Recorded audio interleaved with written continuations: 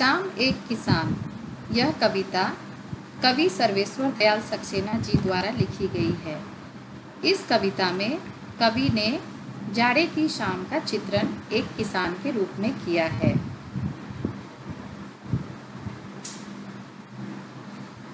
आकाश का साफा बांधकर सूरज की चिलम खींचता बैठा है पहाड़। यहाँ क्या कहा है? कवि ने कहा है कि जाड़े की शाम है, प्रकृति का दृश्य काफी अद्भुत लग रहा है। प्राकृतिक दृश्य का चित्र खींचते हुए कवि ने पहाड़ की तुलना किसान से की है। किससे की है? किसान से की है। और आकाश की तुलना, यहाँ देखो, आकाश का साफा बांधकर सूरज की चिलम खींचता बैठा है पहाड़। आकाश की तुलना किसके साथ किया है? साफा के साथ। साफा किसे कहते हैं? इसे। जिस तरह यहाँ चित्र में दिखाया गया है कि किसान बैठा हुआ है और उसके माथा पर साफा बंधा हुआ है, उसी तरह कवि ने बताया है कि आकाश की तुलना किससे की गई है? सिर पर बंधे साफे से। और सूरज की तुलना किससे की गई है? किसान की चिलम से। ठीक है, सूरज की तुलना किससे की गई है? किसान की चिलम से। नदी की तुलना, यहाँ देखो, घुटनों पर पड़ी है नदी चादर सी, पास ही दहक रही है। घुटनों पर पड़ी है नदी चादर सी। और नदी की तुलना किसके साथ की है? किसान के घुटने पर पड़ी चादर सी। ठंड में जिस तरह किसान चादर ओढ़कर बैठा हुआ है, ऐसा लग रहा है मानो उस नदी का चादर ओढ़कर बैठा हुआ हो। यानी कि नदी की तुलना किसान के घुटने पर पड़ी चादर से की है। पास ही दहक रही है पलाश के जंगल की अंगीठी। और पास में क्या हो रहा है?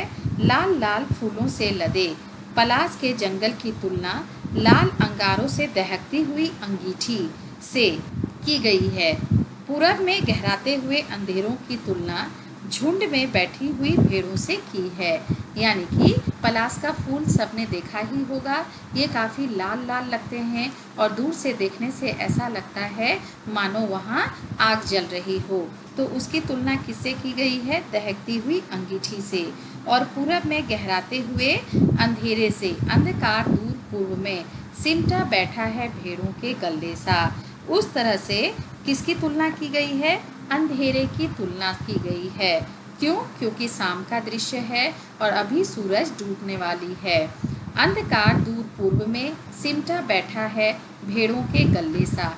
भेड़ों का झुंड ऐसा लग रहा है मानो बैठा हुआ है। यहाँ की जैसे कि भेड़ को दिखाया गया है, वो ऐसा लग रहा है दूर से संध्या समय पास आ रही है। अचानक बोला मोर, जैसे किसी ने आवाज दी। कविता के दूसरे अंश में सारा परिदृश्य मोर की आवाज के साथ ही बदल जाता है। मोर की आवाज की तुलना किसान की पत्नी की पुकार सुनते हो। यहाँ किसकी तुलना की गई है? किसान की पत्नी की उस मोर के आवाज के साथ उसकी आवाज की तुलना की गई है। किसान की पत्नी कहती है, अरे सुनते हो। सुनते हो की पुकार सुनकर पहाड़ रूपी किसान की सूरज रूपी चिलम उलट गई। अब चिलम उलट जाना यानी कि पूरी तरह से अंधेरा हो जाना। मोर ने जैसे ही आवाज दी, चिलम जो वो पी रहा था वो औंधी, औंधी मतलब उलट जाना, उलट गया, अर्थात सूरज डूब गया। और पलाश के जंगल रूपी अंगीठी जो जलती हुई दिखाई दे रही थी वह भी बुझ गई, अर्थात पलाश के लाल फूल दिखाई देने बंद हो गए। क्यों बंद हो गए? क्योंकि सूरज डूब गया, अब प्रकाश नहीं है जो उसकी लालिमा देखे। और कुछ धुआं सा उठता दिखाई दिया, चारों ओर अंधेरा छा गया। और इसके कवि कौन है? सर्वेश्वर दयाल सक्सेना। शाम एक किसान कविता में कवि सर्वेश्वर दयाल सक्सेना ने जाड़े की शाम का चित्रण एक किसान के रूप में किया है। कविता के पहले अंश में जाड़े की शाम के प्राकृतिक दृश्य का चित्र खींचते हुए कवि ने पहाड़ की तुलना किसान से, आकाश की तुलना किसान के सिर पर बंधा साफा से, सूरज की तुलना किसान की चिलम से, नदी की तुलना किसान के घुटने पर पड़ी चादर से, लाल लाल फूलों से लदे पलाश के जंगल की तुलना लाल अंगारों से दहकती हुई अंगीठी से, पूरब में गहराते हुए अंधेरों की तुलना झुंड में सिमटकर बैठी हुई भेड़ों से की है।